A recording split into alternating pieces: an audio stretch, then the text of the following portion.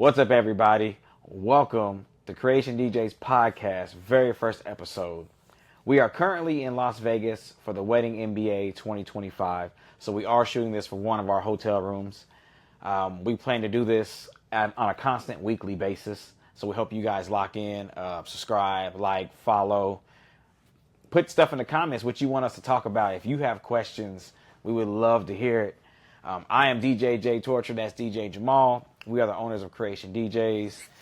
And yeah, so here we are, Wedding NBA 2025. I want to get straight into it because it's been a topic on Facebook and everywhere else, DJ setups. What do you think is an appropriate DJ setup? I mean, you know what I got to say. You know what I got to say. Go ahead. Well, I mean, when I started off, it was like sitting up on a table with a DJ controller and a table for side. And now, obviously, we have moved up to the Pro X Mesa, where basically you don't see any cords or anything. To me, that's the thing. Like, you can, as long as nobody can see your cables. Fair. So let me get a little more in depth. That recent Facebook post, I'm gonna clear the air right now. There's nothing wrong with the setup. There is a few things that can be touched up. Looking at that setup, you can tell that person is fairly new in the game, and they're probably just getting started. So there's a few things that can be touched up.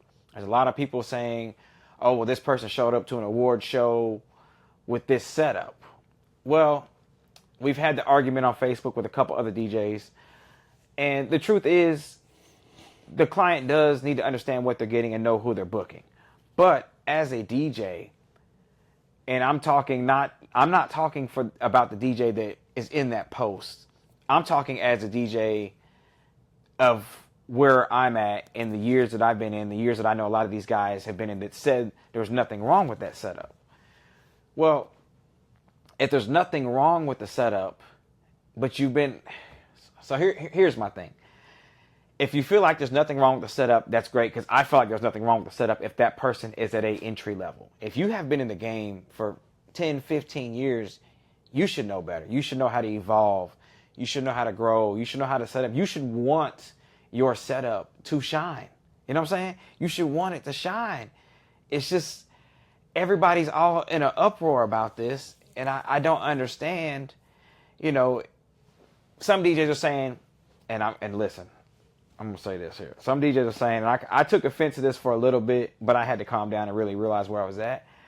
They said a lot of the DJs, which includes me and Jamaal, that have the nicer setups are trash or can't DJ. That was where I got pissed off at, because that's bullshit. It's like, and this is coming from DJs that have been in the game just as long as I have. And it's like, so you haven't evolved your setup in 20 years, but you're still going out, and I'm going to put the price out there. You're still going out doing shows and weddings and events for $300. It's like, why would somebody pay you more money if your setup doesn't fit the part? You know what I'm saying? To do a wedding, I don't know. I just feel like, but not just a wedding in general. I'm talking like corporate events, award shows, banquets, just in general. I mean, a wedding, of course, you're gonna, you want to bring out your best stuff. But I'm saying, like, in general, like, for just a regular party, what do you think? Well, I mean, like I said, to me, the most important thing is clean, wires taped down, no wires showing. Outside of that, everybody's got different things that they use. I think some DJs have just... Say it. I know you want to say it. Say it. I know you want to say it. I know you want to say it. Right. So... This is why we're doing this. This is why we're doing this. Say what's on your mind. I think laziness comes into play. Yes, 100%. 100%. It's a lot of people. I've been in. I'm 15 years in. I know it's DJs who've been in as long as me or longer than me, and I see a bunch of lazy I agree. I think whatever your setup is, you should take pride in it. Yeah, it doesn't have to be. So for some context, we use the Pro X Mesas, which are pop-up DJ booths, look really well. And he also has a pop-up tea table that's very clean and looks very good. And I have a bun booth, and he's working on getting a bun booth. And then we also are building Toadmatics. So yes, we have the higher end gear. We also work to get there, but you don't have to be there. One of our DJs, DJ Ghost, he doesn't have what we have, but his setup looks great. It's clean. And really, at the end of the day, that's all it is. But it's like you have to want to evolve and move up.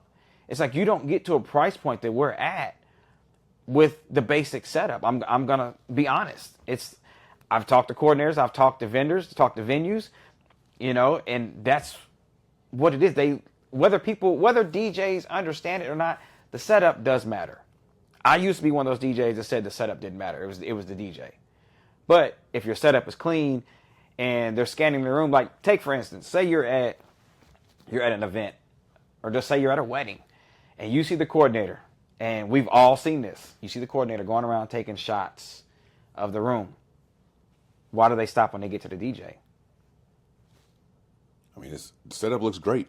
You know what I'm saying? And you get people comment on it. That's what makes it worth it to me. And we have gotten booked based on how we look. Yes, 100%. Bun booth or not, Pro X or not. Yeah. The fact that we show up and we clean. 100%. Personally, we have gotten booked off of that, and so yes, it does matter. Mm-hmm. And for me, a client doesn't necessarily know how you're going to come all the time. Correct. To me, that's all the more reason why when you show up, you should be clean, wires taped down, facade if necessary.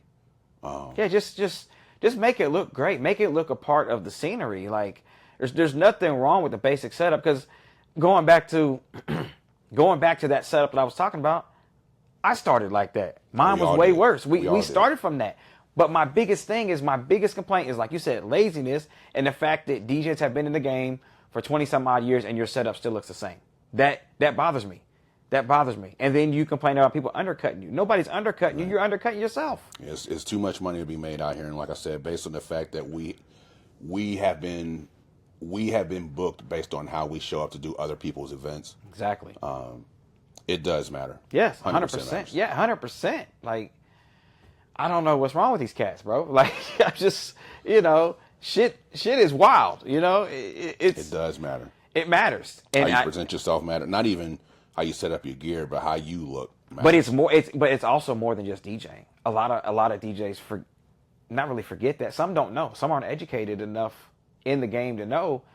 You do a basic wedding for your friend down the street, you're not doing all the back end stuff because you're doing it for a friend. You're not something to constantly, we do 50 to 75 events a year. We're doing this every week. It's a lot to it. A lot goes into it. The planning. Shout out to Vibo, because listen, if it wasn't for them, doing this many events, bro, shout out to Vibo, because that helps us. You got to have some sort of system or some sort of app like DJ Event Planner or something, right, to get it all together, because there's weekends we do 4 or 5 weddings in one weekend. There's 3 of us. So trying to make sure we're all getting the right music for what we need and everything like that can be a problem. But a lot of people don't see the back end that you do. It's like, just like a club DJ. I was a club DJ, and I'm going to say this, and I'm probably going to get crucified for this. Club DJs play the same shit every weekend. And I know it for a fact because I used to do it. We just mix it different. We might throw a different song in there. It's the same shit every weekend. I'm going to say it. I'm going to cuss. I'm going to say it because it's the truth. And the same thing goes with weddings. We play a lot of the same music. So going into a wedding, you have to understand what your couple really wants and who they are. And that takes a lot of, jumping on calls and things like that and trying to figure out what they exactly want to make sure you cater it to that, because you're like, okay, I might be able to do a bunch of wordplays on this wedding. Okay, this wedding, they like EDM, so I don't have to mix as much, but I can do different stuff. Or you can make edits of, okay, the trap music into like an EDM style to where you can play it. So getting prepared for a wedding, every wedding is different. And I'm going to say it like Nick Spinelli said it. Every wedding is like the Super Bowl. You got to treat it like that. Yeah, you got to treat it like that. So it's like, I may go in knowing I'm going to play 15 to 20 of the songs I played last week or yesterday. But I may do something different with them, just like with stems with Serato now. As much as I was against it, you know, you got to utilize it like that. So it's like using your stems in different ways to make like, you know, different songs. Like I'm Bruno Mars is probably one of the top do not plays on our playlist now. You know, because people are tired of hearing Bruno.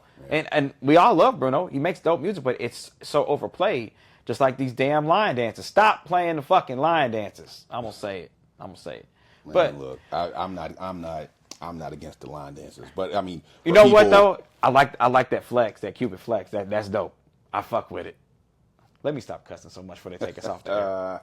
But yeah, that Cupid flex, I'm messing with it. I mean, like you know, you just got to find ways to change it up. That's basically what I'm saying is with the stems and remixing it, because we mix, so we already do different stuff. Like, you know, so that thing is one thing, but right, you know, I mean, I get it with the line dances. You know, you as you're preparing for your own wedding, you show up, you go to 3 or 4 different weddings throughout the year as you're preparing for yours, and you hear Cupid Shuffle and Electric Slide and Wobble every time. By the time it's time to get ready to put yours together and talk to your DJs, of course you're ready to tell him. My thing is like with the line dances, and here's the deeper fact on the line dances.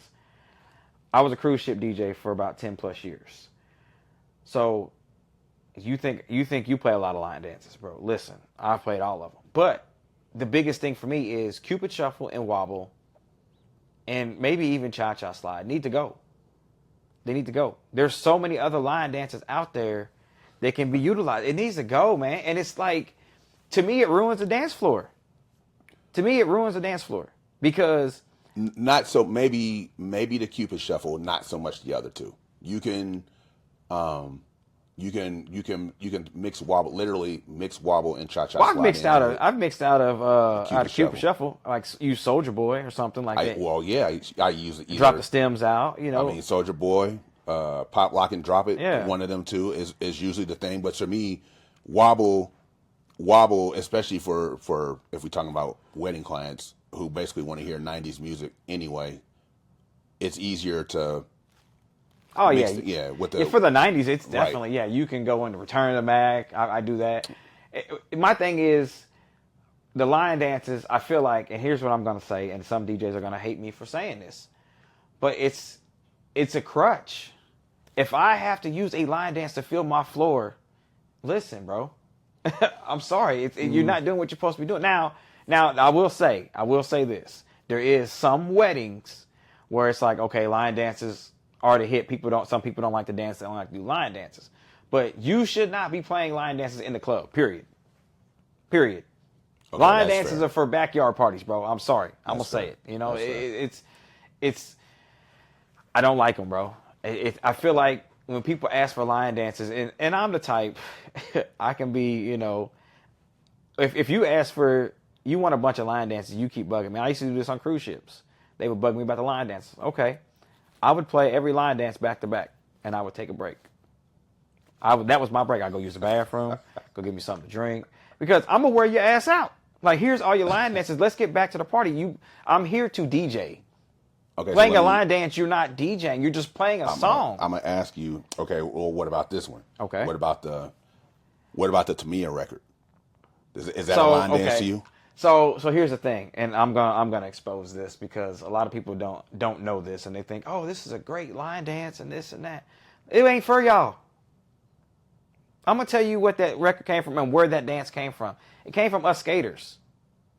That's why that move that you see everybody mess up, they can't figure out how to do it, because we do it on skates. As somebody who used to be a skater and skate all the time, like I'm talking like roll bounce skate. You know what I'm saying? If y'all don't know what type of skate, I'm not talking about no skateboard. I'm talking about like roll bounce type skate. I ain't never been no skater, so yeah, I can skate, bro. I can do all that stuff on skates. Well, at least I could about 15 years ago, but that's a whole other situation.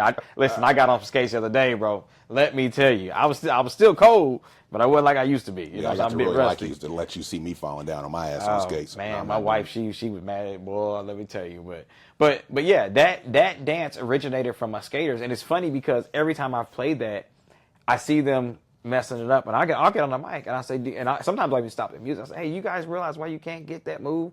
Because like, oh, it's off beat, this and that. Nah, because we're on wheels. That's why, because we're sliding into that next move.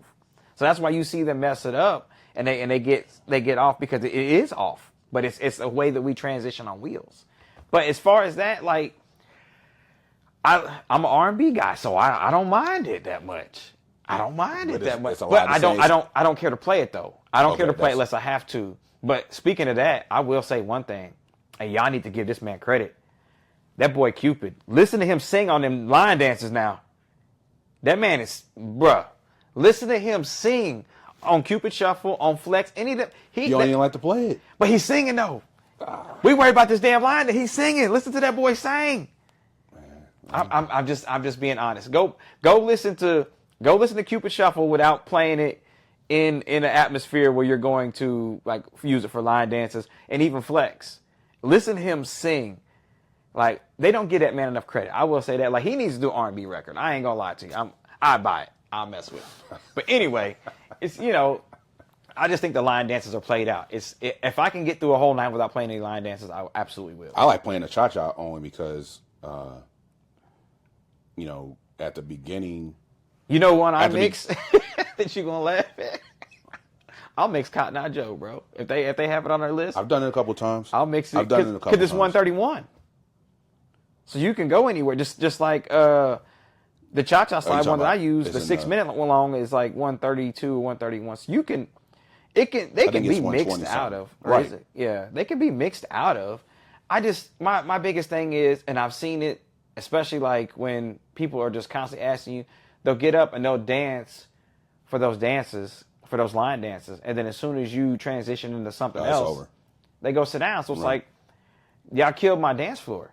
That's why you don't see me playing a lot of line dances. You won't see me posting videos of line dances because to me, it's not what I do or necessarily what we do as well because we mix. It's like I don't want to say it, but we're real DJs. I mean, we're mixing the songs. But I mean, okay, so with the cha-cha, you know, it's in that 120, 125, 130. Mm-hmm. And when you hitting, I don't know, you hitting Whitney Houston, you hitting... I mean, you can go anywhere. Yeah, that's what I'm saying. So that's why, to me, I mean, I don't mind that one. Now, the other two, I mind a little more, but like even with the wobble, especially if the vibe is a 90s, 2000 vibe, then yeah, I'm not saying it don't fit. But no, I like the Cupid Shuffle. I mean, it is, to me, that is a killer. I think they're overplayed, man. It's they were great songs, but I got some dope line dances, man, that people don't play. Like when you go to other regions, and that's one thing when I was on cruise ships, being in other regions, like I learned a lot of different dances. There was a guest. He brought me a USB, and I still have the crate on my laptop. It's Southern line dances, and this is dances that we don't do up here. Most people ain't never heard of. Right.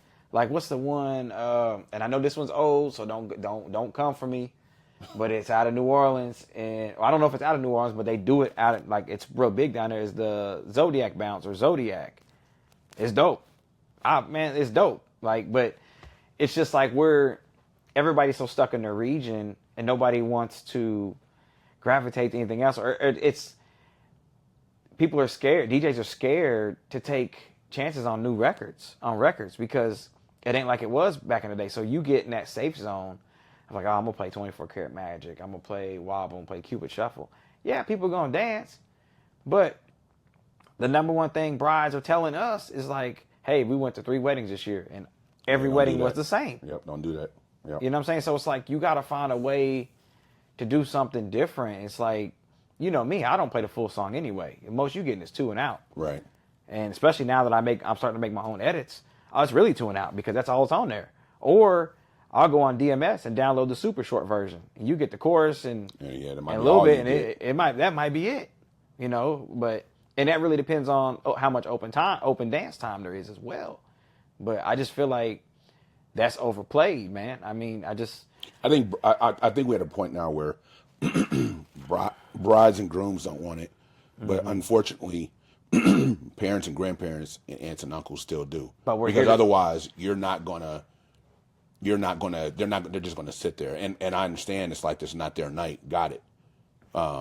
Completely understand. But that's why you and I have the calls with them and say, hey, if you feel like there's songs they want to hear, put them in during dinner time. You know what I mean? Put them in.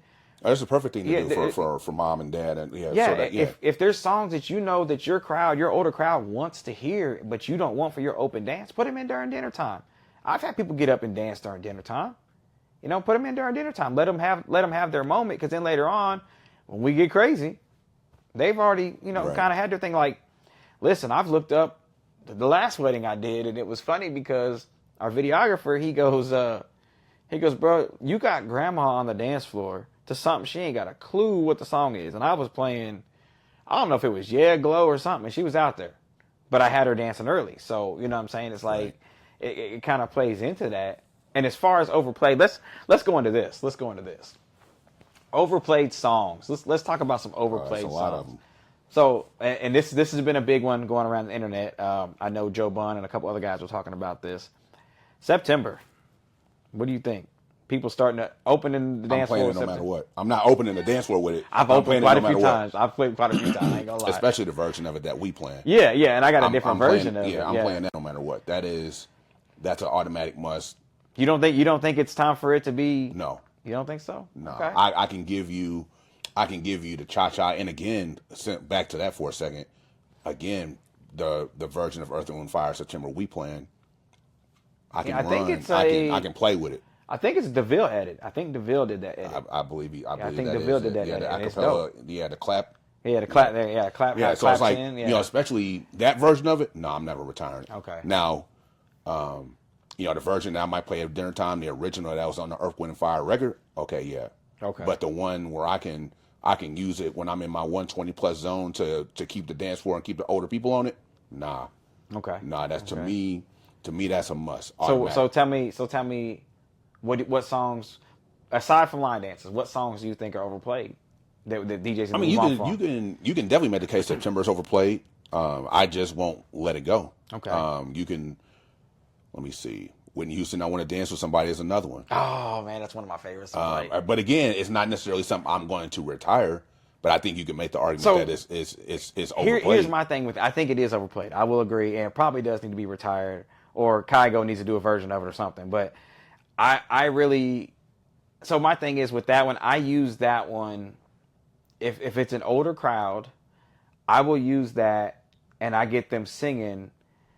And a lot of times, like when it stops and when she says with somebody who loves me, right before that I'll say with who, and I'll kill the music and sing. Yeah, I've dropped it out before. I've done it before where I've dropped it completely out and they're singing, and then I'll mix in something else, and Whitney Houston never comes back in. Right.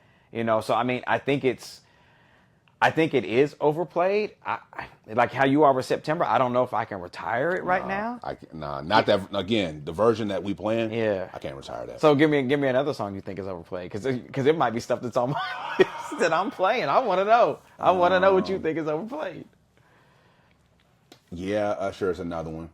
Not one I'm gonna retire, especially with what I do with it. Okay. Because I literally had just posted a reel when I was at Brookstone a couple weeks ago, where I mixed it with Big Energy.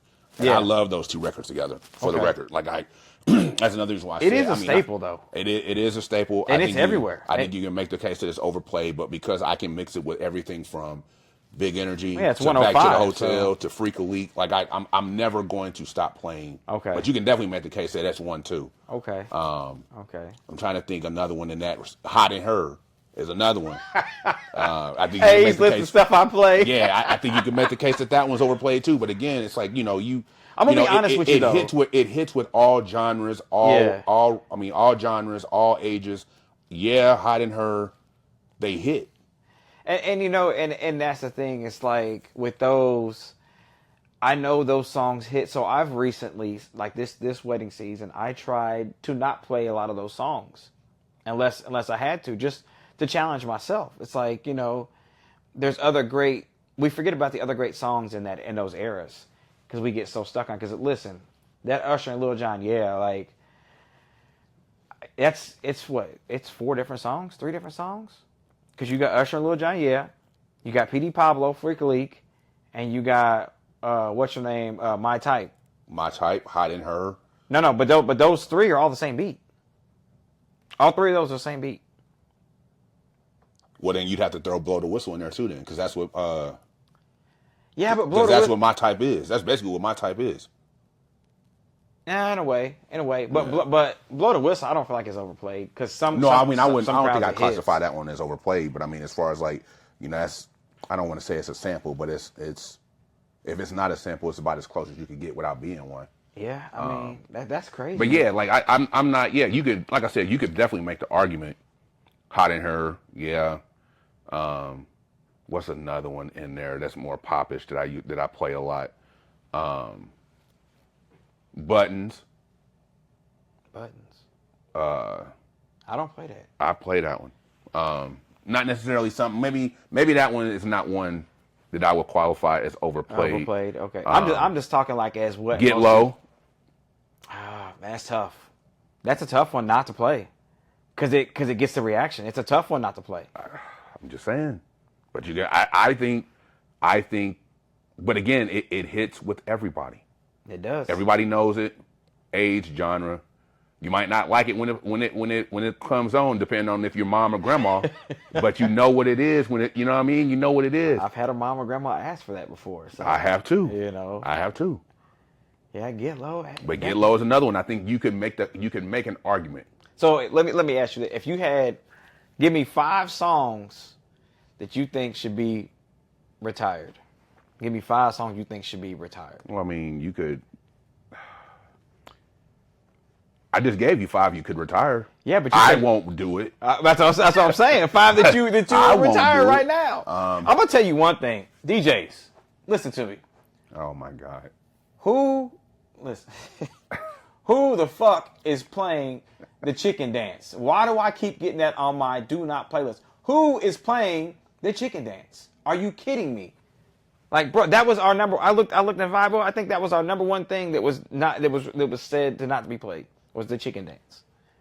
So I don't know who's doing that, but stop it. Whoever's doing it, stop it. You know what? I think Shots is another one you can make the argument. Yes, 100%. And I have retired. I have retired that one. It's hard. That one's hard too. I rarely play it. If I do, I'm in and out. I play just the first intro of it, and I'm out of it. I don't even let it get to the build up. I'm out. I'm rolling through it. Because so he has Lil Jon has another song. It's called Drink, and I do have the clean version of it. So sometimes I'll go from Shots into that and then into something else, and it kind of makes it almost as a song because it kind of rolls together. But yeah, Shots is definitely one. I've stopped playing. I've started playing Ludacris and Justin Bieber a lot. Oh, I play that a lot. You know what? I ain't gonna lie to you. Baby needs to be retired. But listen, bro. I don't know because I just recently started. I think it's coming with it. back around.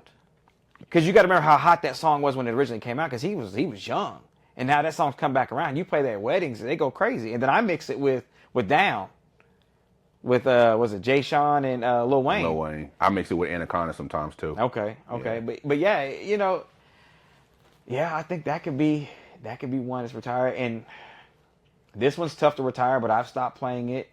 Sexy and I Know It. I've stopped playing that. It's been a minute. What? I've stopped playing a lot of LF. Listen, I can't even say their name. LMFAO. LMFAO. I've stopped playing a lot of Okay, so how you feel about the hotel room service? How you feel about the That's been on a lot of our must plays. That's been on a lot of must plays. And I kind of thought it was done, but nah, to me that's almost it's I don't know banger. if it's on Usher and Get Low level, but people still dig that. People still dig that. Yeah, I agree. I agree 100%. I agree. I think now, if you got me to say one song that I would, even though I kind of end up playing it all the time. OMG Usher. See, I don't play that one a lot, but I've heard DJs. I think you can make the case that it's time for that one to be retired. But again, when you when you in that 120 to 130, and you can go from anywhere from. It's tough. Yeah, it's hard to put it down. It's tough. It's tough. If I had to give 5 songs right now, other than line dances, because believe me, line dances can go. I could care less if I ever play a line dance again. Now, I am going to clarify, if a bride and groom, that's what they want, that's what we'll do. But I try to talk them out of it. But 5 songs I think should go, and some are songs that I am playing. So I'm going to have to kind of dig in my crate a little bit. But one song needs to go is Uptown Funk. I think Uptown Funk has run its course. Uptown Funk it ran its course last year. Uptown Funk has to go. Now, with that being said, Uptown Funk is something I use to transition because it's at that weird 115 BPM. Yeah, because I can play Ice Ice Baby with that. I can play. Yeah, so I understand. I can play some Justin Timberlake with that. Yeah, I can play. But it needs to go. I can play some Usher and Juicy J with that. That to me, that's why that one's hard for me, because it's like I don't mind. But you got to Usher challenge and Juicy yourself. J record. You got to challenge yourself. So that's true. I'm gonna say that. I would say 24 karat, but I can't because I have a couple different edits that I use. Because I feel like if you're using an edit of it and it's different, and it's not the original song, it kind of gives it a little more life. So I'm gonna say that. I'm gonna say Bruno Mars, Uptown Funk needs to go. I'm gonna agree with Shots. I'm gonna agree with Shots. Shots has got to go. Shots has got to go. I mean, it's not. I don't think it has what it used to. Yeah. I'm gonna say Shots. I don't know, man. I don't know. I am gonna agree with you on the Whitney Houston. I want to dance with somebody. It needs to be. It needs a good edit. That's what it needs. Matter of fact, that might be something I work on. It needs a good edit. But for me, I don't think I can let it go, man, because at some point, even if it's it's iconic. even if it's not right, even if it's not it's about the bride. True. But again, when we first 9 times out of 10, when we first jump off in that 120 to 130 run, I still got grandma and uncle and still there. I'm going, yeah. And it's like I don't. It's hard for me to, when I'm in that zone. It's hard for me not to put it down, and I know I can get mom and dad out there. I know I can get uncle or grandma out there, like that one. And then like, okay, for me, Michael Jackson. Which one of Michael Jackson's in that run would I? Don't Stop Till You Get Enough. I think I'd retire that. Yeah, that's tough. I think I'd retire that. That's tough, but I can agree with it. But I'm playing Billie Jean. That's the only one. I'm playing Billie Jean. That's the only one. So I'm gonna say so. Those are my 4. Those are 4. I need one more. So we had Uptown Funk, Shots, Whitney Houston, and Don't Stop Till You Get Enough, which I love playing that. I ain't gonna lie. Listen, there's videos on YouTube. I'm singing that whole thing, bro. I could play PYT and beat it and be done. Okay. I could get rid of Thriller fair. and the others. So there's 4. I need one more. Let me think of a really good one that's probably gonna piss people off. Because there's a lot. There's a lot of songs that are overplayed, and I've been going through looking to see, like, damn, I'm playing this, this many times a year, So it's the stuff that, and I think some of it just needs a fresh edit. That's a good thing about this era and with the technology, you can do edits and stuff now. But so for the 5th one, and that's not in any order. Like, I'm just listing off my 5. So number 5, Shots. I mean, I'm going to say this one too, Party Rocker. I think Party Rocker can go too. That's LMFAO? Yeah. I think Party Rocker can go too. I mean, I wouldn't have thought of that one. I would put it on my list of 5, so I'll start with that one for 1. Okay. For 2, I would do Boom Boom Pow. I'm off that. Okay. I Got a Feeling would be number 3. I'm off that. Yeah. That's definitely... I'm off that. You know what? I'm going to say something unpopular. You're going to look at me like I'm crazy. Okay. It's Tricky. I think I'm at a point now where it's like, yeah, I don't. That's. What I mean? See it. I see it. I don't. I see it. I don't know. So, I Got a Feeling. Boom Boom Pow. It's Tricky. I see it because here's I forget the other one I it's said. It's tricky. I do use that. Now look, it's 9 times. But I'm only 1 verse, if that. Sometimes I just come in with the part that everybody knows, and then I go into something else because it is overplayed. Right. I agree. It's Tricky would be 1. Boom Boom Pow. I Got a Feeling. Damn, what's the first one I said? Damn, I forgot. You said Hot in Here. You said Yeah. Oh, I'm gonna keep playing them because to me that 95 to 105, 106, 107, that's one I like being in that zone. So yeah, you could. But you got instead of Hot in Here, you got Flap Your Wings, and he got a bunch of other stuff in that range too. That's what I'm saying. Like, there's a lot of records that we Flap Your skip Wings, on. Salt Shaker, Freak Yeah. Freak Elite. Like you can get away with a lot of them. Okay. Boom Boom Pow, I Got a Feeling, It's Tricky. That's 3. I thought I had 4. What did you say a second ago that made me mad? You said Whitney Houston. Yeah. You said Whitney Houston. And then I think another one. I mean, I don't know. It will probably be in between. Well, I don't play Beat It, so I can't really count that. Beat It takes a special crowd. Yeah, I don't really mess with it, takes so I the can't right include crowd. that. Thriller would get an honorable mention, but I don't know if I'd put it in the 5. I think there's something else I would retire over that. I don't think I've played Thriller since I was on a cruise ship. I Can't Let Go of the Justin and Ludacris. OMG, it would be one. I think I could. OMG Usher, I could retire that. So let me ask you this though: those songs that you mentioned, you think those are overplayed by other DJs as well, or just by you? Yes. Okay. Yeah. Okay. Yep. Yeah. All right. Well, Yeah. I mean, I'm trying to think. Let me see. OMG, Boom Boom Pow, I Got a Feeling, It's Tricky. Like I said, Beat It, Thriller, I don't necessarily want to put them in the 5, but I mean, if there was an honorable mention, I'd put them in there. But then if there was a 5th one, I'd probably do... I don't know, maybe Party Rocker would be one. Because I can't leave Shots alone. I can't leave PYT alone. I can't leave Beat It alone. I can't leave... so here's the thing with Shots, it has too many awkward moments where it stops, and it's I just think it's too much. Like at this point, listen, in 30 minutes, I'm trying to get through 25, 30 songs. Right. Oh, trust me, you know how I do it. Yeah, so I know. So yeah, so but I think you're right. Those are some really overplayed ones. It's like I can't get rid of Anaconda and Baby Got Back because of what I do with them. I can't do that. I don't, as much as I want to say Baby Got Back is overplayed, I don't think it is. Even though I play it a lot, I don't think it's overplayed because I use it with Low. Low is one that's probably overplayed. You can make a case with it for, yep. You can definitely, that was one I forgot. You can definitely make a case for that. But that's hard. That's almost like Usher and Lil Jon. Yeah, it works. It works every time. So like, and I found myself looking at, when I'm going through, looking at, okay, what can I play other than this that's going to get a reaction?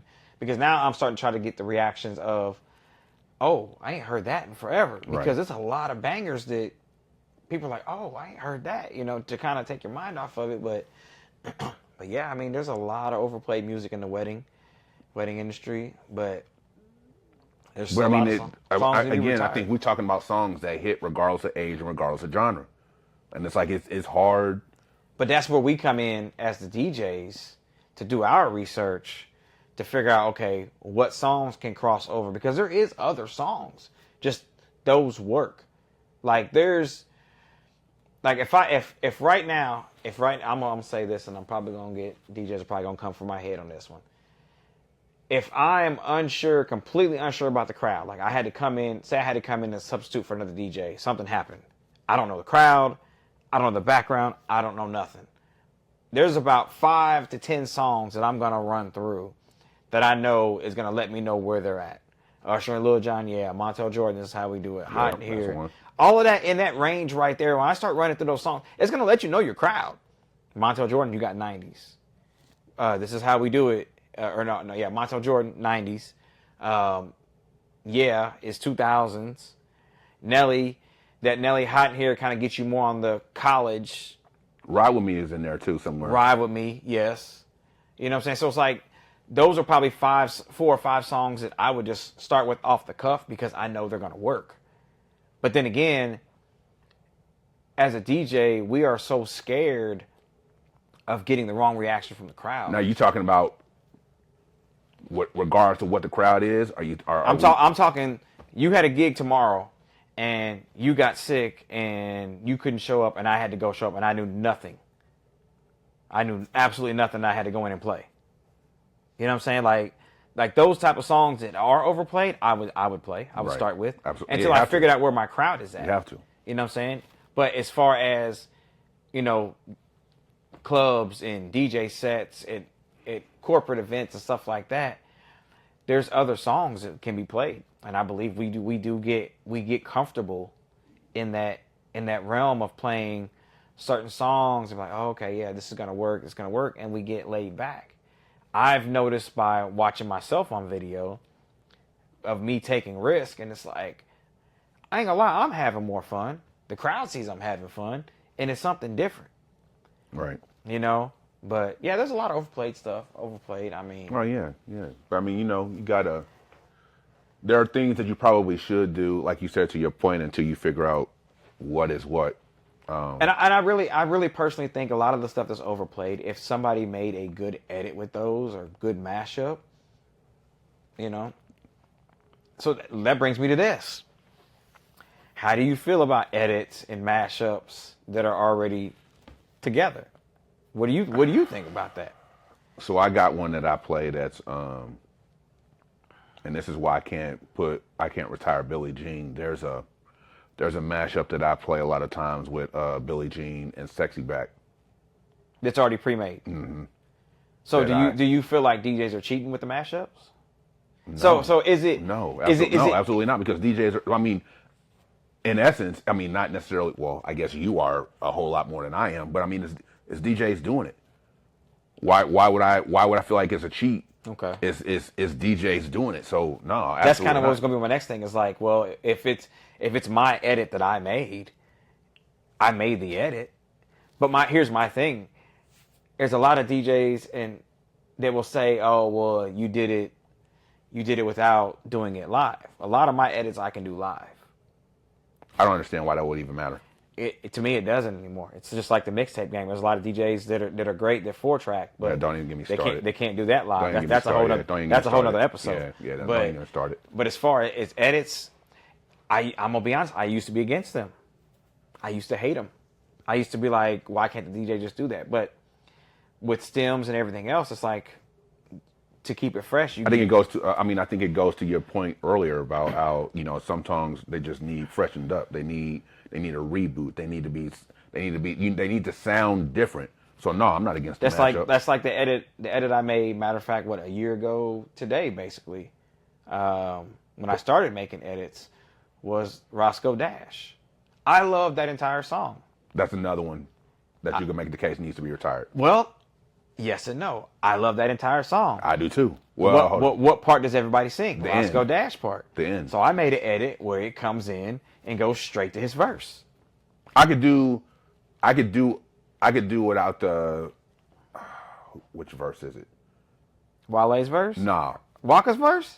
I could. Yeah. Walker's first. Yeah, I could do without that one. If I'm gonna be I honest was with good you. with the edits like you were good with the edits, and I should be good with the edits by now. If I was going to make an edit with that, I'm gonna be honest with you. I probably would do Wale's and Roscoe's and out. I would cut out. You cut out Roscoe? Yeah. No. I would cut out Walker's. Okay. I would keep. Yeah, because like you can kill the music and everybody sings Roscoe's to the letter. So it's like, I would never Listen, have. I'm anything. singing it. I'm DJing. Yeah, okay? that's what I'm saying. If anything, I would cut out everybody's verse and just do basically what you did and just make an edit with Roscoe's and be out of there. I used to be against edits. I used to hate transitions. I kind of do. Well, here's the thing. I used to hate transitions. I used to hate. What is the other one? I used to. You're gonna get on me for this. I used to hate intros. I know you did. I used to hate intros because, and I had to step back and look at it. Is not all DJs can do what other DJs can do, you know. So with the way my style is and how I do things, I'm able to do that without an intro. You know what I'm saying? I've recently got into using the intros and different things like that, but for a long time I wouldn't use. I was like, man, I'm not using no intro. I got the instrumental. You know what I'm saying? Like I got the instrumental. I'll just do it like that because I can mix like that. Right. Transitions. I used to be like, that's horrible. What are we doing? But I feel like transitions have their place, and I feel like transitions have their place in weddings. And the reason why I say that is because I'll be damned if I stop the music. You know what I mean? I don't like stopping the music. I like to keep it flowing. So if I got to jump somewhere really quick, now I don't have a whole lot of transitions, but if I have to, like, say the bride comes up and it's a song that's on her must playlist and she's like, hey, can you play this song now? And I'm at 128 and I need to get to 98 or something, and I have a transition, I'm going. Right. I'm going. Now, not all transitions sound great. There's some transitions that are complete ass. I'm going to say that. There's some just complete garbage. Garbage. You know what I'm saying? But then there's some that are great. Like I have a transition of, what is it? More Money, More Problems. I have a transition, and I think it's just Biggie's verse.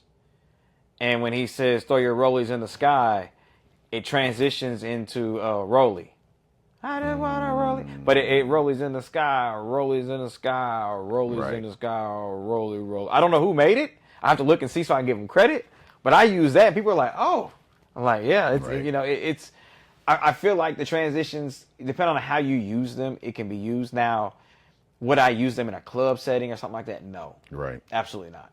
But as far as edits, like I said, I used to be against them until I started making them myself and kind of using them. It's like, and I think they're dope. And I think that's something DJs should do more of, is make edits. Make sure you have your name on the edit. That way, there's no better feeling than you hear another DJ play and you're like, yeah, it's my shit. It's playing my edit. Yeah. I don't tag my edits as far as like in the song, but I tag the metadata. So if I give somebody my edits, it'll come up Jtorcher's edit, Jtorcher's mashup, because I'm doing a lot of the different mashups, stuff like that in the edits. But it's fun. When we leave, before we leave, because this is the second time we've been out here. I don't know if we're gonna meet Happa again or not. I don't know if he's in the itinerary. He's one of the first people. But we're gonna sit here and you're gonna show me what the hell, because I got a couple ideas. I did a wedding for a friend of mine in Terre Haute in July. Mm-hmm. Shout out Tessa and James, by the way, and my friend Jules. Shout out to Jules. She gave me. And I'm not gonna say the two names because I don't want anybody to see this. Yeah, don't say it. Yeah. Don't say it. No, I'm Keep not gonna to give yourself. y'all the two songs. Listen, I got notes in my phone. Notes in my phone. She gave me. I'll just say she gave me a song by a current female artist and a 2000s hip hop male artist, and it actually sounded good together. But I have not messed with it because I have not sat down and tried to figure out how I'm going to. Well, at the end of the day, you could initially, instead of doing it in software, you could record it and do it. That's one way to do it. Just to get started making edits. Like if you didn't know how to use it, something, I was like, okay, I know I can make the edits with stems and mixing it, record it. Then you have your edit. So now you have an edit to play. That is yours, that you truly made. But then once you do learn the software, then you can, put it in the way you want and change. Because with this edit software and editing Ableton and the different softwares I'm using, the sky's the limit, bro. Like, and that's what, since I produce and make beats, it's hard for me to sit down and do like just one edit. My mind starts going. I'm like, oh, let's do this. Let's make this with this. Let's do this. Like, I got some edits right now that people like with Motown. They're like, you did that with Motown? I'm like, yeah, bro. And it sounds amazing. I need to pull that MK3 back out. Yeah. And make some edits. But while we're on edits and mashups and all that, I want to say one thing, and they're going to come for me when I say this. They are absolutely going to come from my head when I say this. They're going to come for me, bro. I know they're coming for me when I say this. But I want to thank the whole world for stealing our style. Because, and hear me out, I'm not talking, let me clarify that. I'm not talking the mashups and the edits. I'm talking the DJs that are doing them live, calling them mashups, and it's not a mashup. It's you DJing. That style that everybody's doing now with stems and all this, we've been doing that in Indiana for 30 plus years without stems. So That's what you want to do today, huh? That's where I'm going. And I'm going to say that. I said on an interview once, and I'm going to say it again. They're going to come for me on this one. And really, I've been all around the world, traveled all around the world, DJ'd in over 60 countries, been everywhere. And I've seen some great DJs. But I have never went somewhere where I have seen DJs better than what we have in Indianapolis. And I'm going to say it. They're going to come from, they're going to say, oh, this, but hear me out, DJs. I'm not knocking you. I'm not knocking you. But y'all got to understand something. Is the way our style was before stems and before all these intro edits and all this stuff, before stems, we were doing that. We were doing that with records and tapes. We were mixing instrumentals and acapellas and we were doing that long before stems. Now, what would happen is I could go to another region, I could duplicate their style. They could come here, they could not duplicate our style because we could tell instantly, how they mix. Because like we were 2 and out, like, and we've always been like that. You get 2 verses, if that, and that's it. We're done. Right. So as far as what's going on now, like I was in New York, I was out of New York. And I was on a ship out of New York, and we had a New York crowd, and they asked, are you from New York? I said, no, I'm from Indianapolis. I said, why would you ask me from New York? They said, you sound like a New York DJ. Well, I understood how they DJ. I was able to do that because a lot of it is it's a different style of how they mix, and sometimes they don't mix. They just talk over the records, or they slam a record in. It's different styles. Every region has different styles. But before stems and all these intros, we were doing that. That is our style, and I'm going to say it on record, that is our style. And I am disappointed in the DJs in my region that didn't stand up for that because they were arguing about all this other stuff. Who's the best DJ? Who's this? Who's that? The whole world is doing what we have been doing for 30 years. That is our style. Now, shout out to stems because you give a DJ like me that already mixes like that and adds stems to it, it's a recipe, bro. Right. It's, shout out to DJ Breck One. He's the one that pushed me to getting on stems. I wouldn't get on stems at first. Remember, I was 2 years behind on stems. Everybody's like, why don't you get on? I don't need it. I already mix like that. Right. But now, like he said to me, he goes, the style that you mix and the way that you mix, you integrate stems into it, it's going to make you even more dangerous. And it has. Because, bro, I will stem out something quickly. I do it all the time. But I do it all the time. But that's our style, period. Try me. I do it all the time. I can prove that's our style. You know what I'm saying? And it's no shade to everybody doing it. I'm not mad at the DJs that are doing that. You're welcome. But I'm more upset about the DJs in our city that have been doing that style forever. And when this took off, we didn't grasp onto it or claim it or really get on here and show what we can do. Everybody's so worried about the next man instead of working together. That's a whole different episode. But like I said, man, that's truly been our style for 30 plus years. I'm glad to see the world likes it because now it makes it easier for me to go somewhere and do something because people are used to hearing it. And it's fun because I enjoy seeing DJs get creative. I truly do. Like I said, I'm not knocking another DJ, but I just want people to know that came from us. It truly did. I haven't been to places you've been, but I will say, running back and forth to ATL with Lucky, and shout out to Lucky and Tyrone, by the way. Running back and forth to ATL with them, it at least as of 4 or 5, 6 years ago, I would definitely agree. Yeah, it's a huge you see the difference. Yeah. Like, and I'm gonna say this, and I might get in trouble for saying this. And I have a source for this, so if y'all come from me, I'm sending you to the source. And since you said Atlanta, DJ Jelly, that style that he has is phenomenal, but it originated from here. A lot of people don't know that. So from what my source has told me, and this comes directly from the source, like I don't know how true it is, but he basically took our style and took it to Atlanta and put his own spin on it, so technically he didn't steal our style. I'm not saying he stole it or anything like that, but he took it to Atlanta and put his own spin on it. And dude is amazing with it. But from what I was told by a record store owner, is he used to come up here to Indianapolis and buy our mixtapes and kind of listen and kind of learn how we did that style and kind of created his own from that. Right. That's what I was told. Like I said, from my source, that is a record store owner.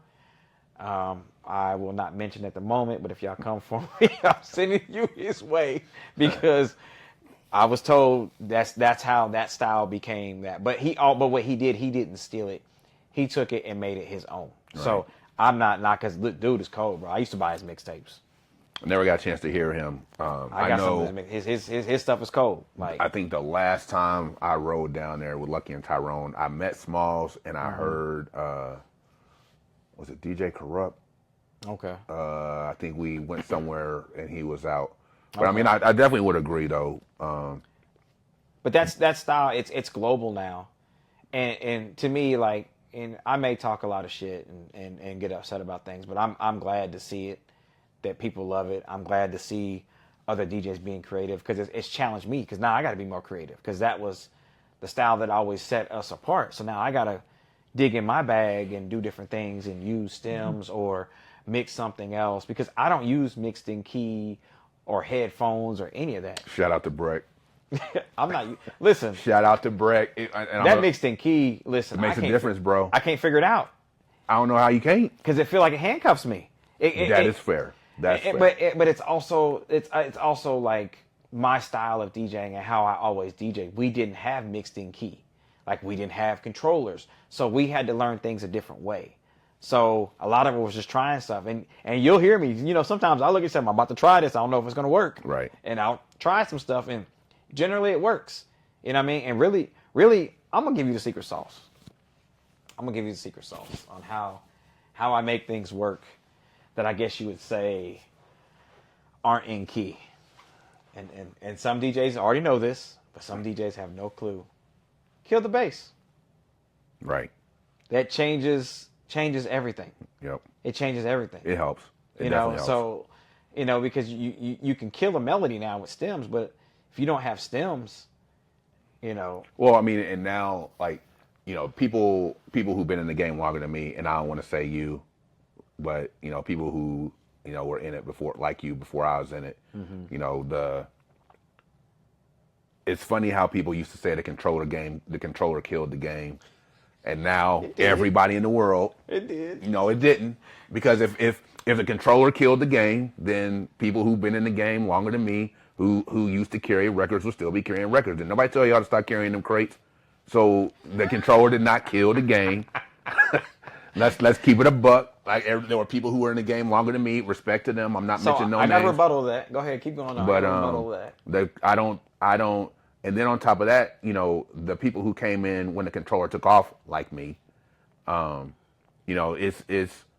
what it is. And when you have DJs not willing to teach you what y'all knew the game was before the controller took off, then what in the holy fuck do you think people, when the controller takes off, are going to do? They got to learn somehow.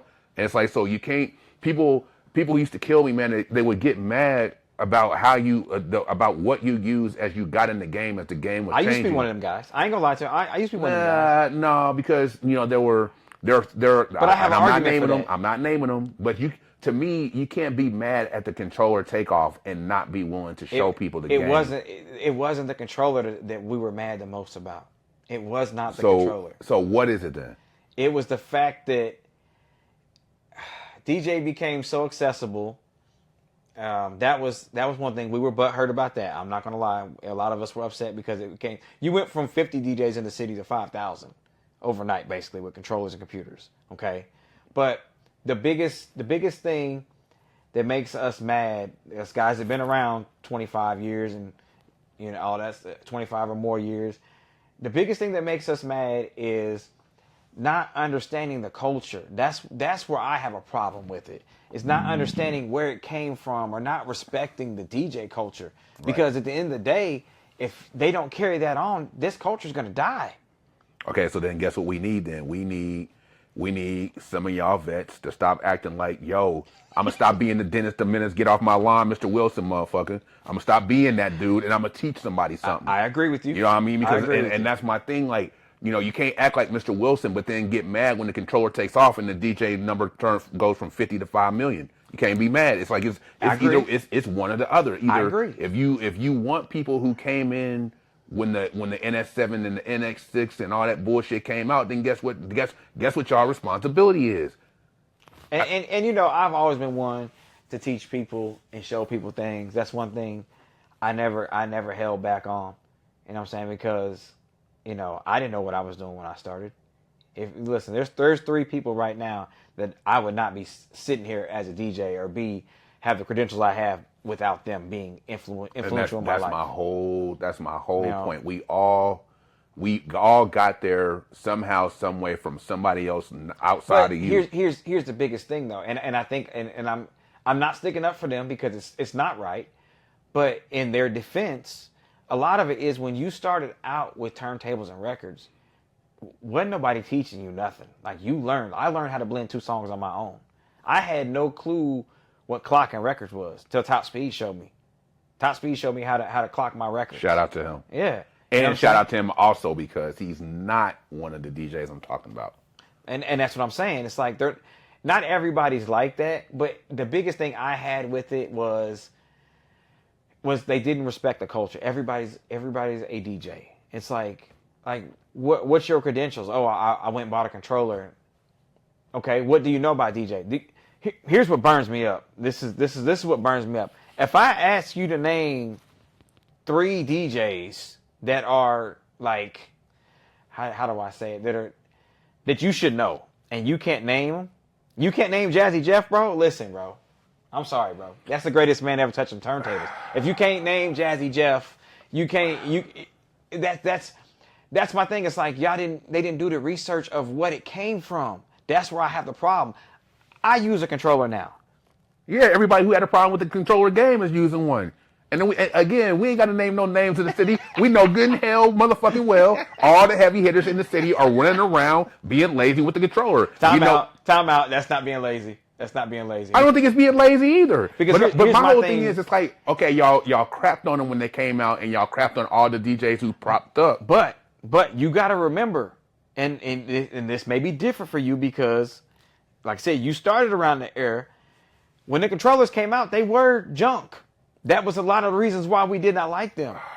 So now you had a guy showing up. Well, I mean, everything is better from the time, you know. It's like I use a DDJ 1000, and I don't use it like other DJs use it. I only use two decks.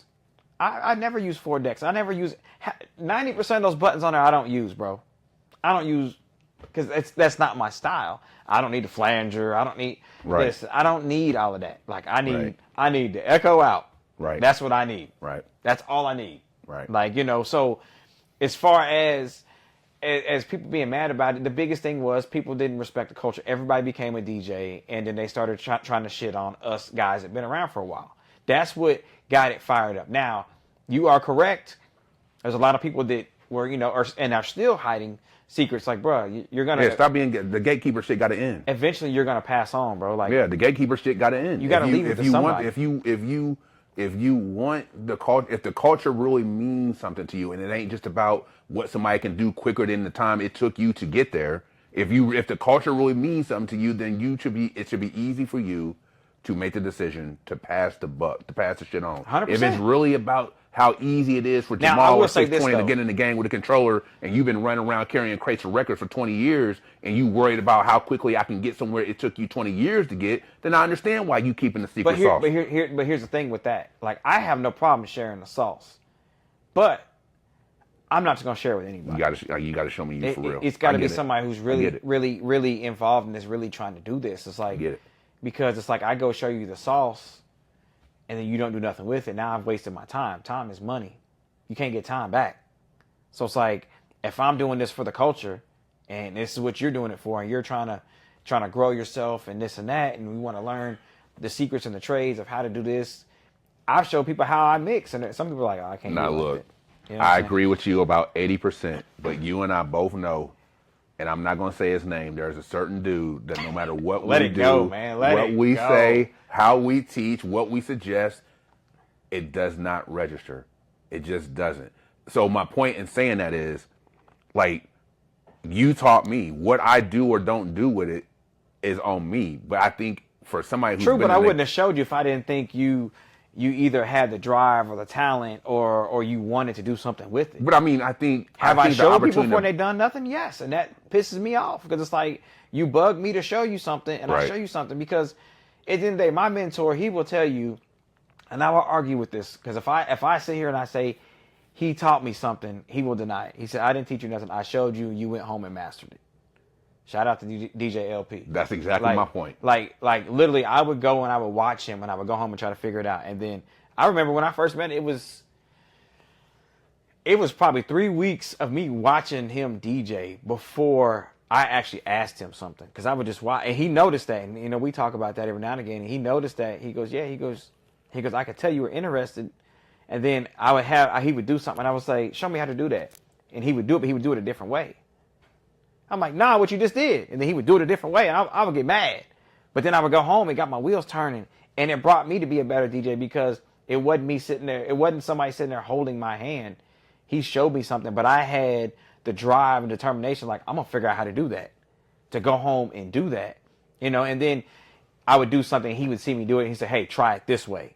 You know what I'm saying? Like, but he'll tell you, he goes, oh, I never taught you nothing. You always had it. Like, nah, you taught me a lot. Right. He taught me to open my eyes and step back and really look at not just the room, but people. But it's not even a whole lot of LPs though either. It's not. It's a whole lot more people complaining than there are LPs. It is. It's true. It's true. And, you know, I was blessed and fortunate enough to run across him and be connected with him because, listen, if it wasn't for my boy Tope, LP, and Lucky, those three people is the reason why I'm the DJ I am today, period. And I every chance I get to tell them, I tell them that. You know what I'm saying? Because I'll tell you like this, my boy Tope, and I just seen him not too long ago, and we were talking about this, and I'm thanking him, and he's like, man, it's all good. Nah, bro, you don't understand what you did. Like, you put me on the right path because I was going down the wrong path on some other stuff. Right. You know what I'm saying? So it just was like we were going to school. We were in the same. So we were going to technical school, and we were in the same class. And he was like, hey, because I knew him through a family friend already. So we had crossed paths before, but we were in class, and we kind of sat down next to each other and just, you know, because we were familiar with each other. And he said, hey, you DJing and got records and stuff. I said, yeah, I'm out here. And so I'm trying to do some parties and stuff like that because I hadn't done nothing. Right. And he said, well, and he was kind of DJing, but he didn't know how to DJ. He was more on the rapper, artist side and stuff like that. So he said, hey, I got a party this weekend. You want to come out, DJ? I got speakers. Because I didn't have speakers at the time. He goes, I got speakers. You could just bring your stuff. We'll plug it in, this and that. Cool. And I will tell you, to this day, I'll tell you exactly what we made. We made $40. And we ate good. We got drunk. We had a good time. I had no clue how to mix two records together. People started calling us. They was liking what we were doing. And then we started investing in equipment. And when I say I practiced every day, bro, every single day I practiced. And the first two records that I was ever able to mix together was Little John, I Don't Give a Fuck, and the Super Duck Breakbeat. And I would come home every day. And I don't know how I did it, but I would come home every day and mix them back and forth. And then that's when I learned from Top Speed and a couple other DJs that you have to clock your records, because I had no clue what that was. But he put me in that first position to really start going. And then I met, what was the time? I think I met LP next. No, I met Lucky next. And I can't remember how I met Lucky. I think I was in a record pool and I met Lucky. And then him and I started working together. And then he was like, hey, you know this DJ? He was talking about DJ LP. I said, no. So he introduced me to DJ LP. So that transaction of those three people have gotten me to where I'm at now. Now, don't get me wrong. Like, I've taken what they have taught me and learned from it, which is the biggest thing. Like, I used to be a person when it came to networking in a room, bro. I go in a room and not say nothing to nobody. Like, Lucky taught me how to network, bro. Like, I go in a room, people I don't know, and make friends and all this other stuff. Like, and I'm a talker anyway, But as far as like the networking thing, like, bro, he taught me how to do that, bro. Because it was, I wouldn't be where I'm at if it weren't for those 3 people. Period. You know what I'm saying? And it's like that goes back to the culture. You got to know where you came from. You got to understand it. It's like that's like me being. I'm still 5 years into producing or something like that. But I still go back and look at older producers that did it a different way to understand it. Right. And that's the biggest thing. It really wasn't about the controller. Do I still dislike the controllers? Absolutely, I still dislike them, 100%. But here's if it fails, it's it.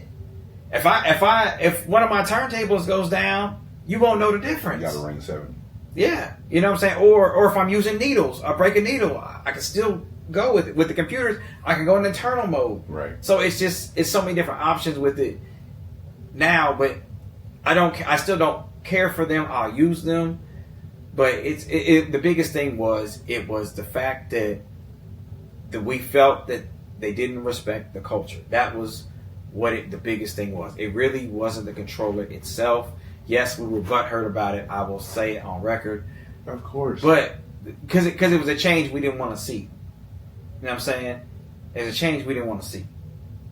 But as far as controllers, like, man, look, they're lighter, they're easier. Look, it fits in the no backpack. records. Fits in the backpack. If anything, to me, more so the controller, the streaming music and the MP3 to me are bigger. To me, if I was somebody. And see, that's another thing. I'm glad you brought that up. Do you know how we got before record pools? You know how we got our MP3s? I'd record them.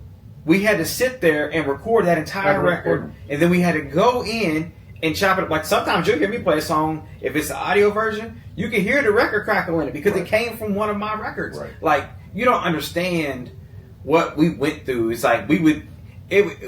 For me, I got lucky. There was a group of 4 of us that ran together. So what we would do is we would all take a stack of records and all go home and do that and then exchange it. Right. But bro, with that first changeover, and that's what I'm saying, it's so easy now, and we knew that was going to come along. It was going to be that easy. I think that's why we fought. So again, why so many motherfucking Mr. Wilsons then? If y'all knew it was coming.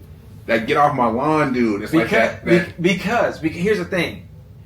When you you're my age. When you get a certain age, you get set in your ways. I'm older than you, yeah. You get set. It's the same thing. But again, it's like it goes back. It's like, man, because I'm even to the point now where I live in Northwest Indiana now. It's a dude, and I won't even. Well, you know what? Shout out to DJ Cortez, cool cat. And he asked me, anything he asked me, I'm telling him what he does with it. It's not for me to judge. If he outruns me, he outruns me. But it's like my whole thing. That's another thing. It's like you should be confident enough in what you do. Another reason why I'm questioning. Yeah, to where if I show you something, it shouldn't affect what I do. And it shouldn't. If you're and good, even if it does, it shouldn't matter. Yeah, it should matter. If you're good, you're good. What you do with what I give you, that's my way to. But I'm not just gonna give somebody the sauce who's not gonna attempt to do something with it. Like, because you can't get time. That's a damn lie, because we've been doing that in the city for a long time. I had to stop, bro. I'm just saying, we some of us have been doing that for a long time now.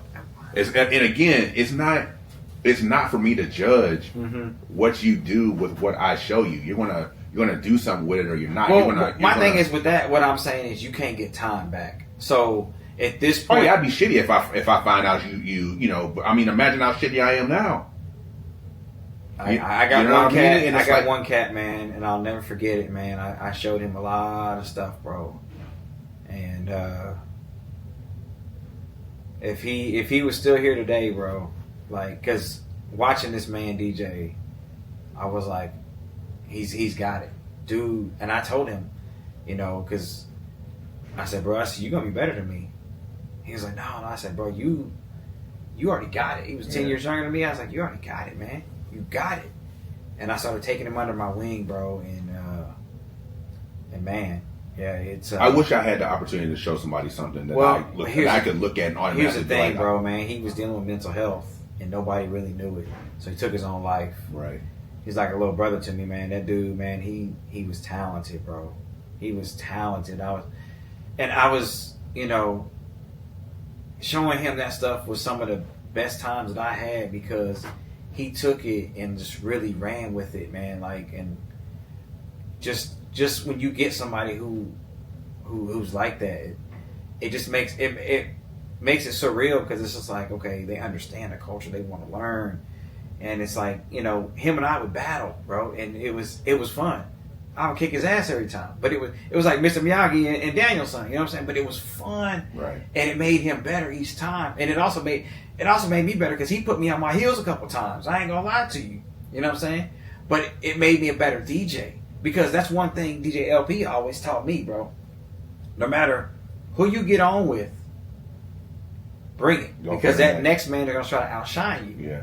And we used to run around. It was me, DJ LP, DJ Twist, and DJ Chaos. Shout out to all them guys. We used to all run around. 4 of us ran around, and we would go back and forth all night. So all 4 of us had 4 different styles, and the crowd would eat it up. And at the end of the night, we'd be like, "Oh, you got me tonight," you know, such and such won tonight. And it really was never a competition, but it was fun. But it was like when I DJ with somebody, I'm a different DJ, bro. Because I know that man is going to try to outdo me, and I want to make sure I shine. Right. So it's like, going back to some of the laziness stuff, like as far as DJ, I get lazy when I DJ by myself. That's why I choose to DJ with multiple people sometimes, because it brings more out of me. Because you might play a song that I was going to play. Oh, man, I got to figure out what to do. Yeah. So at the end of the day, man, it's just that love for the culture, the love of DJing is not there anymore. And I feel like the controllers started that. I feel like the controllers started that because people seen they could grab a DJ controller, grab a laptop, and go make some money. Well, but again, you got to have... But that's also on the promoters and people hiring them. You got to have people willing to teach us what the grind was before the controller took off. Some people didn't want to listen because they want the easy route. Yeah, everybody... Yeah. So at the end of the day, man, yes, like I said, we were butthurt about it. But at the same time, it's like, just all thing we ask is learn the culture. We can't go. People can't completely, and I mean. But it doesn't take me to teach them the culture. It does on some level. Now, no, not really. It's all on some. Well, okay. So then, it's almost like people my age, the greatest NBA, the greatest Super of all time is Mike. Let's not do that today. But it's all right. So we. I agree with that, but let's not do that today. Let's not go there. Well, my point. That's my point though is, you know what I mean, these younger cats, they don't know shit about Mike. That's true. We could people could educate them just as much as they could get on YouTube and find shit out. That's all. It's like we essentially two groups of people could throw the blame game. These kids nowadays most of them are introverts. They don't want to go nowhere. They don't want to go be in front of somebody. They want to learn from the computer. Well then, why y'all worried about what they do in the controller? Then let them figure it out. Because no. It's not about them figuring it out. It's not. That's not what it is. It's not about them figuring it out. It's about them understanding the involvement, where it came from. That's my point. That's what I'm saying. I'll leave them to figure that out. That's exactly what I'm saying. I'm not just talking about how to use the controller in front of you. I'm talking about the culture too. But at the same time, when the culture took off, when the controller took off and the MP3s changed the game and it wasn't no more carrying records, it's like you got people who didn't want to teach some of us a damn thing. That's why, you know, for me, shout out to you, shout out to Luck, shout out to Cookie Man, God rest his soul. Those, you know, I didn't have. Shout out to Fly Todd because we got in the game around the same time as the controller took off. Shout out to Shawnee D. He's somebody I know I could run to, been in the game longer. Mm-hmm. But, you know, I should be able to name way more DJs than I just named who would have been willing to invest. That's fair. You know what I mean? That's fair. I see that. And so it's like when these other people that I should be able to name and can't name, when you leave people as technology's changing to figure shit out and get in the game, they're gonna accept less money for gigs. They're gonna be lazy. Like to your point earlier, they're introverts. So all those things play a role. And it's like, okay, well, you know, I mean, you can make the argument. It's a whole lot of things got the DJ game flipped over. Yeah, but I do think it's true. It is a lot at more. The end of the day, it's like, you know, But I'm saying what I'm saying is the controller era started that. It did. But regardless, if we were upset for the wrong reasons or whatever, that's fair. It started that because some of us were we're really, and I think there's probably might still be a few guys that probably still feel that way. But I'm just at this point, it's like, bro, it's technology. Well, it shouldn't be nobody who feel that way now because every damn body got one.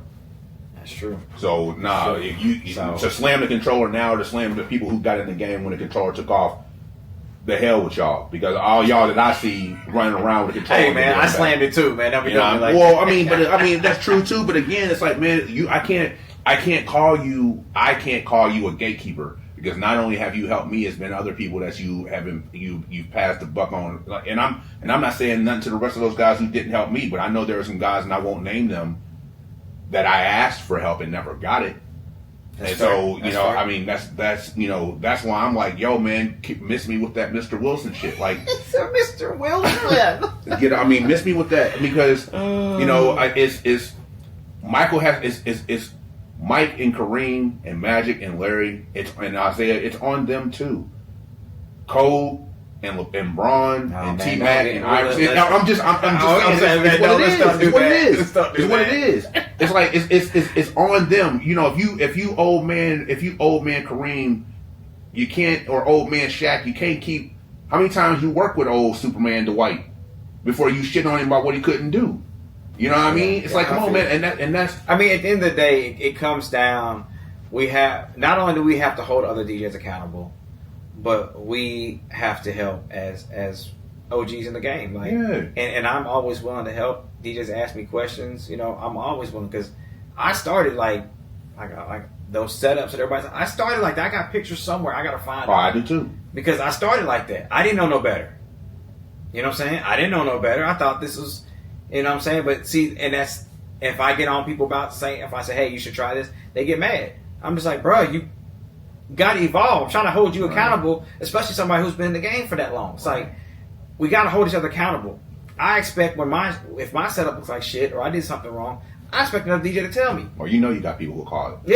Yeah, call me out. Like, real talk. Yeah. Like, bro, it's stuff I've done live on Twitch. I'm live streaming on Twitch. DJ Breck One will call my phone, like, bro, we're on Twitch. He will call my phone like, hey man, this is wrong, fix this. Like, real talk, man.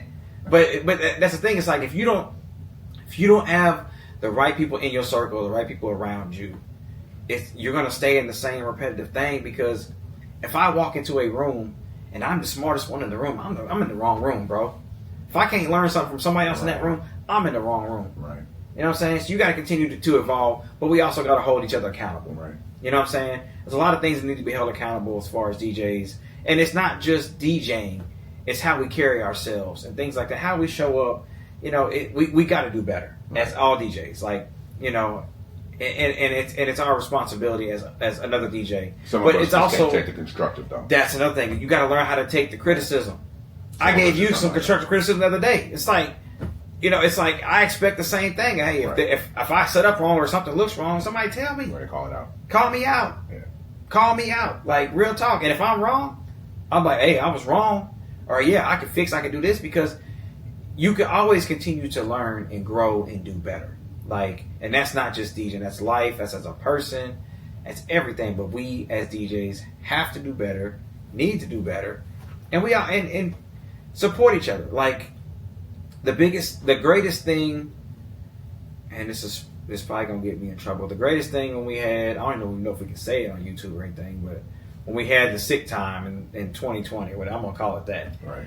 The greatest thing about that, and I know a lot of people died and people said it wasn't great, but as a DJ culture, we came together. I've never seen so many DJs support each other and work together and push each other and grow. And then as soon as that online thing went away and we went back to normal, right back to the bullshit. Everybody's back to this guy did this, hating on this guy. Right, no, man, we need to be held accountable amongst each other. Right. You know what I'm saying? And not get mad about it. It's like, if I do something wrong, tell me. Like, real talk. You know. But you got to be one to take it though. Yeah. It's a lot of us. But that's just it, man. That's just it. Like I said, hold each other accountable. Hold each other accountable. If you got another DJ that you see is struggling, help them out. You know what I'm saying? Help them out. Like, hey, instead of going at them online, go in the DMs or reach out to them. Hey, man, I see you did this. hey, try it this way, or hey, maybe you shouldn't post stuff like that. It could tarnish your brand or anything like that. It's just we have to talk to each other. We have to talk to each other. You know what I'm saying? Like that is a big deal. It's like but at the end of the day, you know what I'm saying? Here we are, Kreation DJs podcast, episode 1. So we hope you guys enjoyed it. Make sure to like, subscribe, comment, put some stuff down in the comments you guys want us to talk about, or maybe you have a question about, or you want to debate us on. Like, if we said something wrong, put it down there. I want to know. Like, this is why we're doing this. So thank you guys for joining us. We got many more to come. This was fun. I love to talk my shit, so this was a great time. Don't we know? We know? So thank you guys again. Once again, I'm Jtorcher. That's DJ Jamaal, and we'll see you guys on the next one.